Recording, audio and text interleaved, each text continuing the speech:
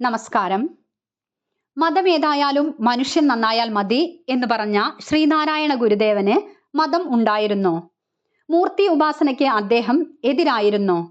യഥാർത്ഥത്തിൽ ഈ ഇഷ്ടമൂർത്തി രൂപത്തിലുള്ള ഉപാസനകളുടെ ആവശ്യമുണ്ടോ?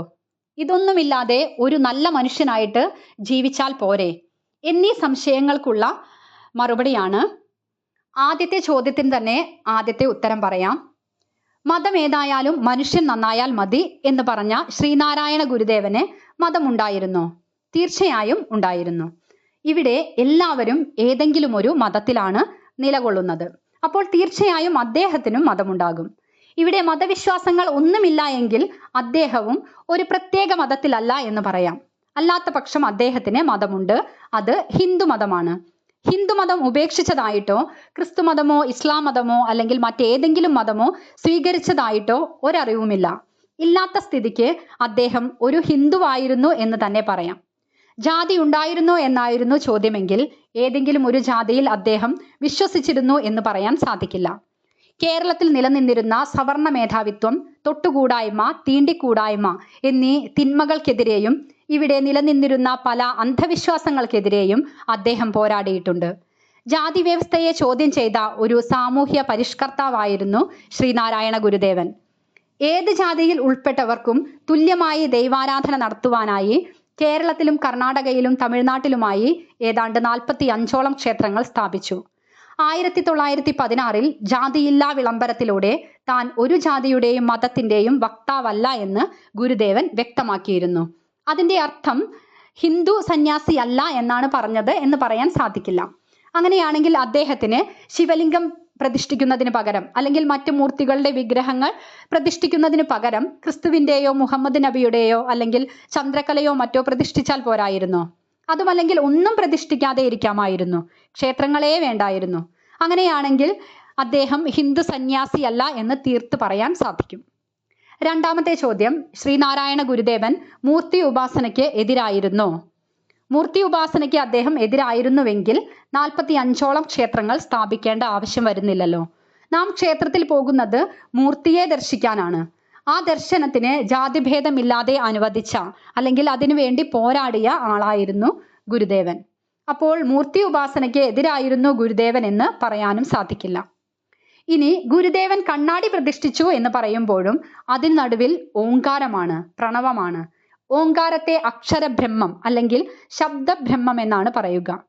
ഒരു മൂർത്തി പ്രതിഷ്ഠ അല്ല എന്ന് പറയുമ്പോൾ നിർഗുണ പരബ്രഹ്മമാണോ എന്ന സംശയം വരാം. ഓങ്കാരം പൂർണ്ണമായും പരബ്രഹ്മത്തെ പ്രതിനിധീകരിക്കുന്നു എന്ന് പറയാൻ സാധിക്കില്ല. ഓം എന്ന പ്രണവ മന്ത്രം അക്ഷരബ്രഹ്മം എന്ന് പറഞ്ഞാലും അതിന് ഒരു അടയാളം കൽപ്പിച്ചിട്ടുണ്ട്. അക്ഷരം എന്നാൽ ക്ഷരമില്ലാത്തത്, നാശമില്ലാത്തത് എന്നാണ്. പിന്നെ ശബ്ദബ്രഹ്മം, ബ്രഹ്മത്തിന്റെ ശബ്ദരൂപമായി ഓങ്കാരത്തെ പറയുന്നു. നിർഗുണ പരബ്രഹ്മം എന്ന് പറയുന്നത് ശബ്ദം, നാമം, രൂപം, ദേശം, കാലം ഇവയ്ക്കെല്ലാം അതീതമാണ്. ത്രിഗുണങ്ങൾക്കും അതീതമാണ്. ഇവയ്ക്കൊന്നും പരിമിതപ്പെടുത്താൻ സാധിക്കുന്നതല്ല പരബ്രഹ്മത്തെ. അതുകൊണ്ട് ഗുരുദേവൻ കണ്ണാടി പ്രതിഷ്ഠിച്ചത് കൊണ്ട് മൂർത്തിയെയാണോ പ്രതിഷ്ഠിച്ചത് എന്ന് ചോദിച്ചാൽ അല്ല എന്ന് പറയാം. അല്ലെങ്കിൽ ബ്രഹ്മത്തെയാണോ എന്ന് ചോദിച്ചാൽ ആണ് എന്ന് തീർത്ത് പറയാനും സാധിക്കില്ല. അതായത് ഓങ്കാരം എന്ന് പറയുന്നത് പരബ്രഹ്മത്തെയോ അപരബ്രഹ്മത്തെയോ പ്രതിനിധാനം ചെയ്യുന്നില്ല. മൂന്നാമത്തെ ചോദ്യം, ഇഷ്ടമൂർത്തി രൂപത്തിലുള്ള ഉപാസനകളുടെ ആവശ്യമുണ്ടോ? അതിനുള്ള എൻ്റെ ഉത്തരം എന്ന് പറയുന്നത് അത് ഓരോരുത്തരുടെയും താല്പര്യം പോലെ വേണോ വേണ്ടയോ എന്ന് തീരുമാനിക്കാം എന്നാണ്. ഉപാസന എന്നുള്ളതിന് ഈശ്വരന്റെ സമീപത്തിരിക്കുക എന്ന അർത്ഥമെടുത്താൽ മതിയാകും.